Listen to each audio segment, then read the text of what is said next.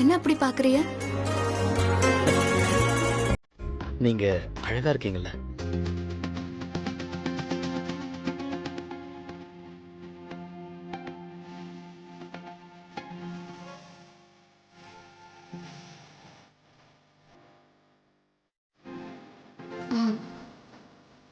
நான் கிளம்புறேன்.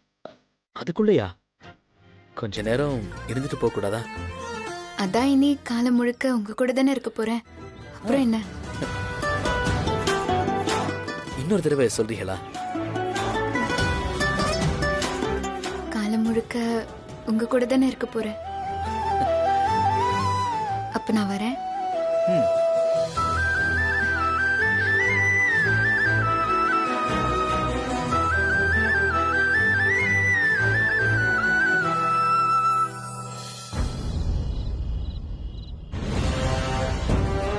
ஏங்க, நம்ம பழனிக்கு ஒரு விஷயம் புடிச்சு போச்சுன்னா அம்புட்டு சீக்கிரம் அதை விட்டு தர மாட்டானே.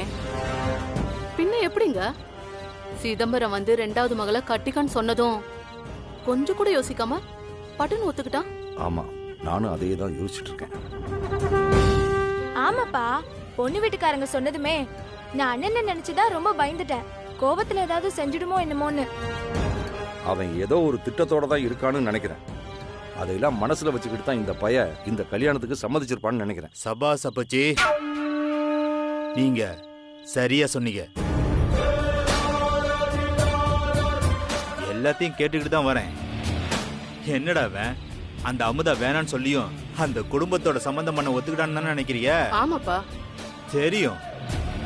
என் கல்யாணமும் அமுதா கல்யாணமும் ஒரே முகூர்த்தத்துல நடக்க போதுன்னு எல்லாரும் கனவு காண்டுகிட்டு இருப்பாங்க. ஆனா கல்யாணம் ஆக போறது எனக்கும் உமாவுக்கும் மட்டும்தான். அந்த அமுதாவுக்கும் செந்திலுக்கும் கிடையாது. புரியலையடா? கல்யாணம் வரைக்கும் இந்த ஊருக்குள்ள செந்தில் இருக்க மாட்டான். பத்தி புழல்லையோ பாளையங்கோட்டையிலையோ 5-6 வருஷம் களி கட்டிக்கிட்டு தான் இருக்க போறான். என்னைய வேணான்னு சொன்ன அமுதா கடைசி வரைக்கும் கல்யாணம் ஆகாம நிக்க போறான். அத நம்ம கண் கூட பார்க்க போறோம். ஒரே கல்லுல 2 மாங்காய்.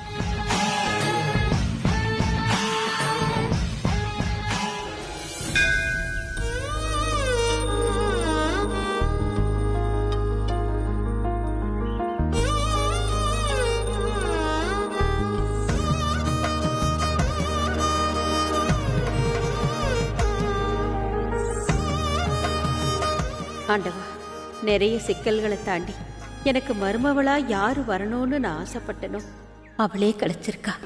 இனிமே செந்தில் வாழ்க்கையில எந்த பிரச்சனையும் வராம அவன் கல்யாணம் சுமூகமா முடியணும். அதுக்கு நீதான் சாமி துணை நிக்கணும்.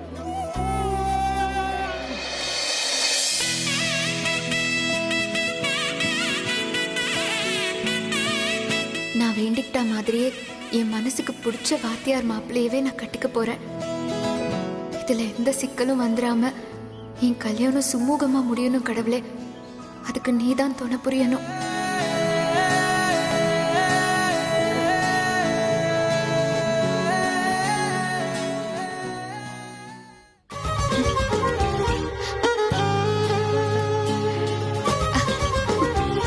அமுதா, அத்தை எப்படி இருக்கீங்க? நீ எப்படி அத்தா இருக்க? நான் நல்லா இருக்கேன் அத்தை. பொன்ன நான் இங்க எதிர்பார்க்கவே இல்ல. நானும் தான் அத்தை. என்ன விசேஷம் ஆத்தா? கோயிலுக்கு வந்திருக்க? ஆம், எப்பவும் போல வரதுதான் அத்தை. இவ்ளோ பிரச்சனைய தாண்டி இந்த கல்யாண விஷயம் எல்லாரும் ஆசைப்பட்ட மாதிரி நல்லபடியா முடிஞ்சிருச்சு. அதான் சாமிய பார்க்கணும்னு தோணுச்சு, உடனே வந்துட்டேன். நானும் ஒண்ணு வேண்டியிருந்தேன், அதுவும் நடந்துருச்சு. அதுக்கு தான் சாமி கிட்ட நன்றி சொல்லிட்டு போலான்னு வந்தேன். அப்படியா? நீங்க என்ன வேண்டிக்கிட்டீங்க? என்ன நடந்துருச்சு? சொன்னா நீ நம்புவியான்னு தெரியல. உன்னை முதல் தடவையா கோயில்ல பார்க்கும்போது உன்ன மாதிரி ஒரு மருமக வேணும்னு சாமி கிட்ட வேண்டிக்கிட்டேன். நான் நினைச்ச மாதிரியே இப்ப நீ என் மருமக.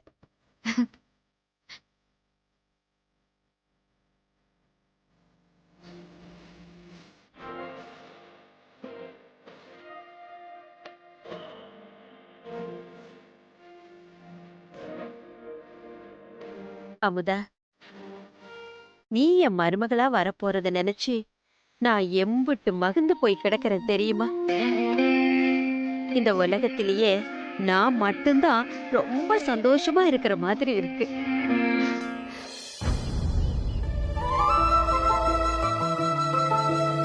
ஆனா என்ன, மனசுக்குள்ள ஒரு சின்ன விஷயம் போட்டு உழப்பிட்டு இருக்கு. என்னத்த? என்ன விஷயம்? நீ உங்க வீட்ல அம்புட்டு சொகுசா வளர்ந்த புள்ள.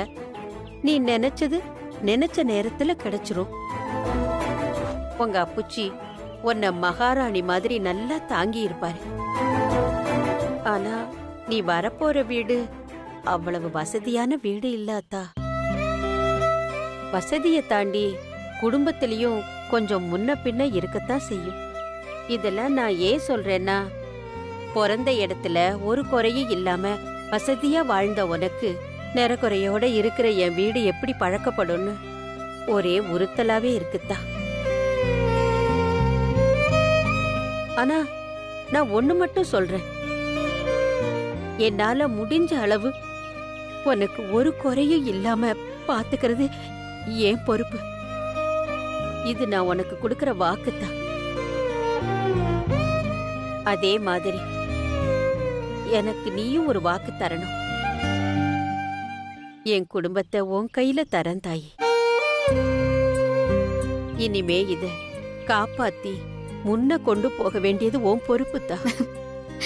இம்புட்டு தானே அத்தை. எனக்கு இந்த வசதி வாய்ப்பெல்லாம் என்னன்னு பார்க்க கூட தெரியாது. எனக்கு உங்களை, உங்க குடும்பத்தை ரொம்ப பிடிச்சிருக்கு. நம்ம வீட்ல நான் சந்தோஷமா இருப்பேன்னு எனக்கு 1000 மடங்கு நம்பிக்கை இருக்கத்த. அந்த சந்தோஷத்துக்கு முன்னாடி இந்த வசதி வாய்ப்பெல்லாம் பெரிய விஷயமே இல்லாத. இதையெல்லாம் நீங்க தேவையில்லாம போட்டு குழப்பிக்க வேண்டாம். அத்தை, என்னத்த இது? இங்க பாருங்க, இது நம்ம குடும்பம். இத கண்ணுமணி மாதிரி பாத்துக்க வேண்டியது என் பொறுப்பு. நீங்க கவலையே படாதீங்க.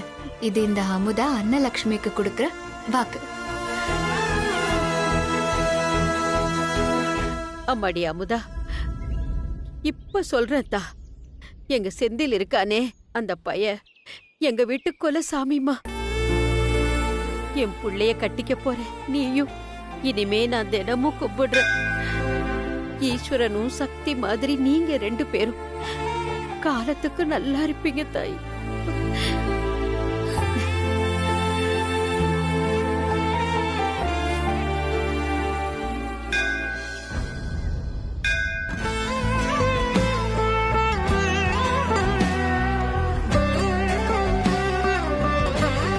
அத்தை, நீங்களும் இந்த பக்கம் தான் போகணுமா? ஆமாத்தா. வாத்தியார அரெஸ்ட் பண்ணிட்டாங்களா? என்னையா சொல்ற? அது பள்ளத்தூர்லையா? வாத்தி பேர் என்ன மாப்ள? என்ன செந்திலா?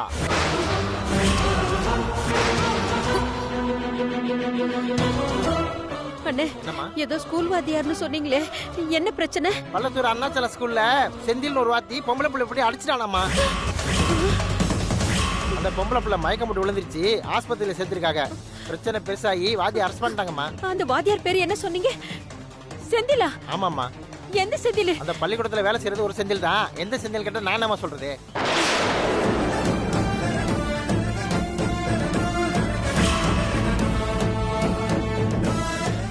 அண்ணே நீங்க சொல்றதெல்லாம் உண்மையா? என்னம்மா பேசிட்டு இருக்கீங்க? நியூஸ்ல எல்லாம் போட்டுட்டு இருக்காங்களா? நான் ஏமா போய் சொல்றேன்? இந்த மாதிரி ஆளுங்கெல்லாம் சும்மா விடக்கூடாது. நடு ரோட்ல நிக்க வச்சு நாயடி பேயடி அடிக்கணும். அப்பதான் இவனுங்களுக்கு எல்லாம் புத்தி வரும். இனிமே இப்படி செய்யணும்னு நினைக்கிறவங்களுக்கு பயம் வரும்.